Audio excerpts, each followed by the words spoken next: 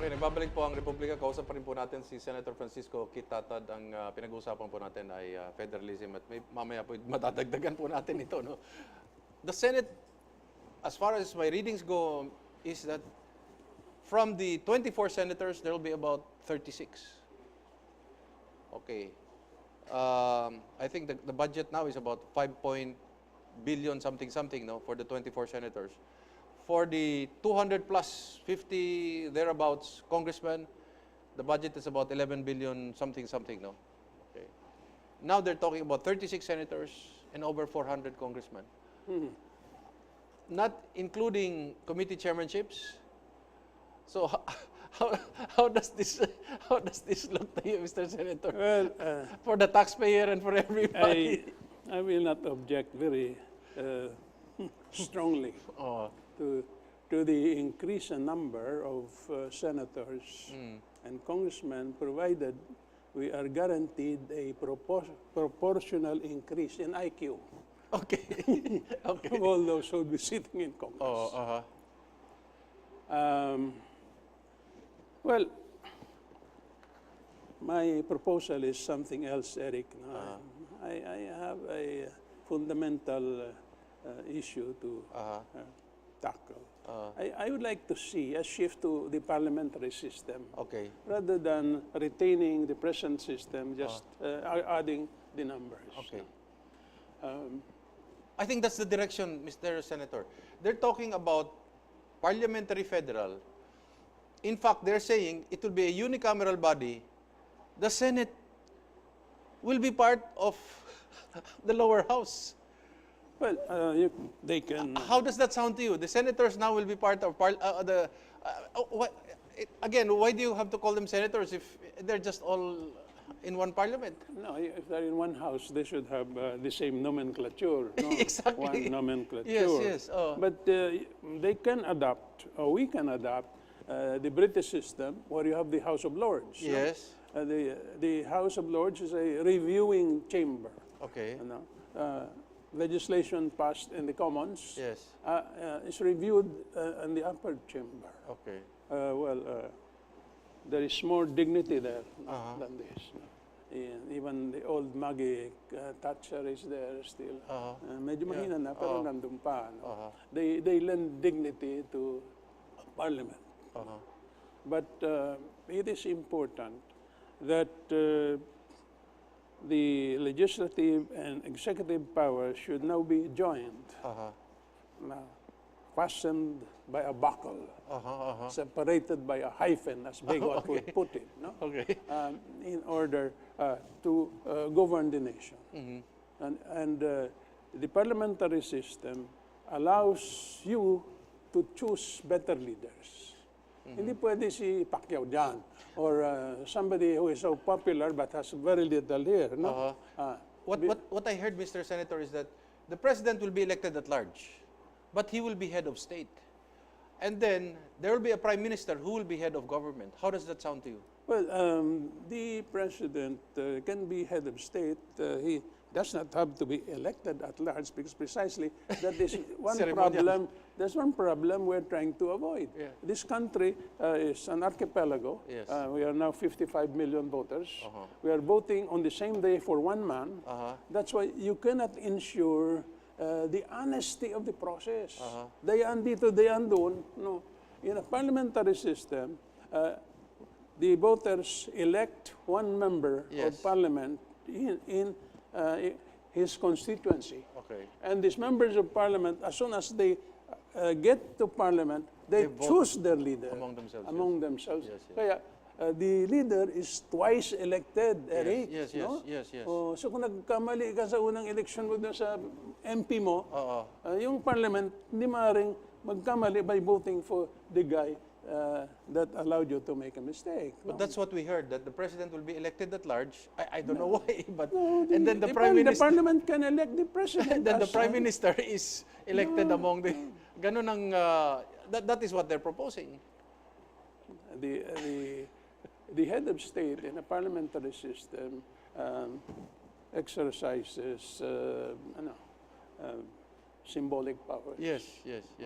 Not real. The real power is in the head of government, the Yes. Prime Minister. So, tama po kayo. So, Why do we need to elect him nationally if he's just going to be head of state? Hindi pa alam nung nagpo-propose. The ones who are proposing this do not quite know what they're saying. No? They need some lectures on parliamentary government. And we are willing to provide the service if they need it. No? Would you agree, Mr. Senator, that actually somebody said this is already dead in the water? Which one? The federalism. I feel, I have a very strong feeling that this is the case. Tapos na ito.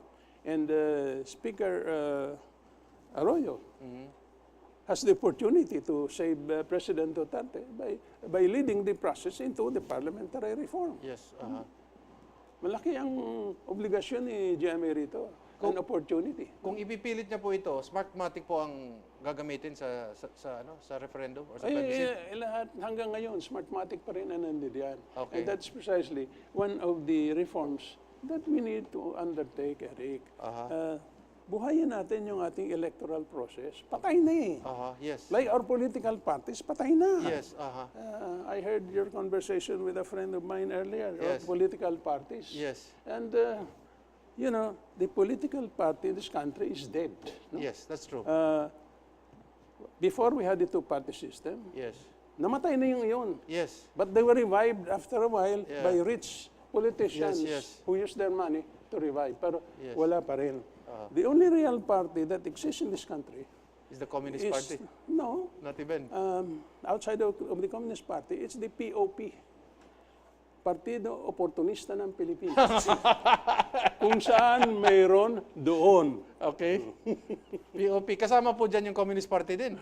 Kasi opportunistic din doon. Yeah, kung saan mayroon doon. Walang, no party exists now. Nanalo ito, he starts organizing party, nandun tayo lahat. That's what happened to PDP Laban and all the migrants to PDP Laban. And now you have Sara Duterte.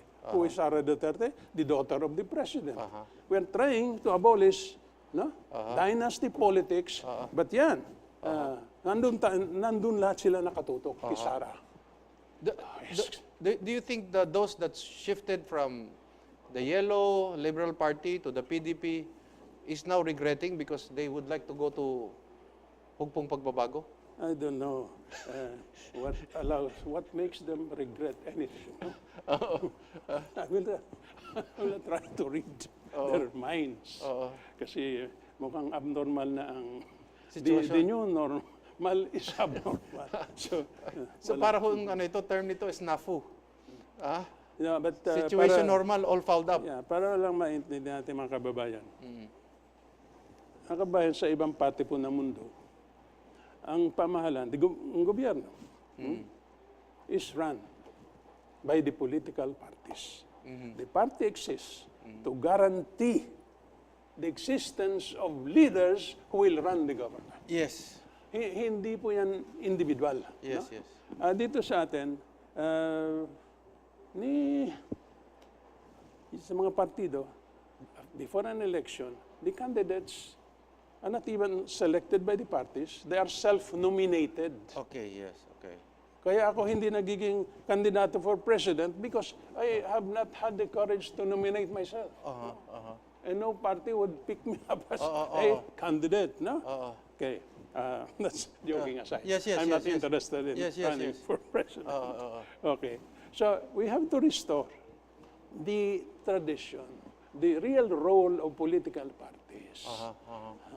That kung nagmamalfunction ang pamahalaan, you turn to the party. Kayo may kasalanan yan. Hindi lang yung nakaupong leader ang may kasalanan. The party itself. Pero dito, nawawala yung parting responsible for a leader because nagbago nga after the election, nagbago yung arrangement. That is what we must restore right now. Dito po sa partido natin, if I remember, of course, part of the function is consensus building, no? But the party should also be looking for good materials, no? For the future of the country. I don't think we're doing that, no? No, the party is made up of party members. The party members pay a fee to become members. Yes. And the party continues to educate its members and the rest of the society. Yes. And ang obligasyon niyan is to provide political education for the country. Kaya at any given time, dapat nagkakaisa ang ating vision for the country. Kasi ini-educate tayo ng ating partido. Yes. That is not happening. That's not happening. Not at all. They don't even have any awareness. There's only one credo, which is Koan. There is no substitute for victory. Is that the only credo now? Yeah, but it's not. It's really shallow victory. Exactly, exactly. It's just Incumbency for its sake. Being part of the thieving aristocracy. So it's incumbency for its sake. Yeah. And that's what we're serving our people. That's why if you look around the region, mga kapitbahay natin yan. Matagal nang they were behind us, below us. Ngayon, tayo ngayon naghahabol. They have surpassed. Could it be, Mr. Senator, because of what is happening, that our people have realized, let's just take the money after all? Because all these people are all the same. Could that be where our people is now? We have not educated them. We have not given them a sense of history, creating a consensus. And so they're saying, let's just take the money and run away and let's just vote and bahala na bukas. Well, how much is that? 1,000 pesos, 2,000? Maliit lang yan. Yes, yes. And they cannot even run away, Eric. And spread out into 3 years, maliit lang yan. But does that explain their attitude? That, well, these people are like that anyway, so let's also be, let's also cash in. Well, it's so sad, no? Eric, wala silang nakikita na pwedeng pakinggan at pwedeng sundan. Oh. That's why we have a duty to do that. Nasa atin yung responsibilidad na yan.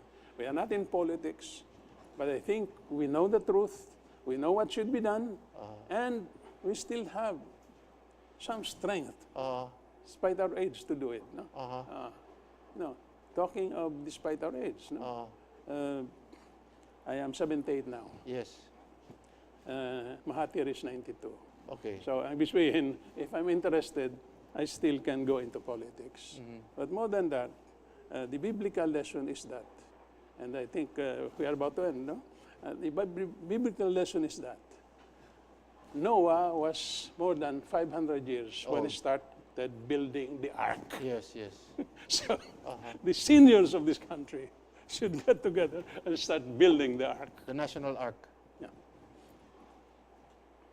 I hope that happens, Mr. Senator, because I think everybody is just focused on changing parties like they're changing clothes and then looking to 2019. I think our vision seems to be so limited, circumscribed by, being current and being part of the political structure without looking into what is the future and the fate of the entire country. Well, most people are interested in being safe, quote unquote. But that safety, in the end, is the ruin of all. Okay. That will do it for us. We cannot add anything more to that. Marami po salamat, Senador. Talagang kailangan kayong tawaging senador talaga ng Republika. Thank you very much po for that. No? Thank you. Ito po si Eric Espina, palagi nagsasabi, magmasid, makialam, higit sa lahat ay manindigan. Dahil wala pong magmamahal sa Pilipino kung hindi ang Pilipino. Daghang salamat. Mayong gabi kaninyong tanan.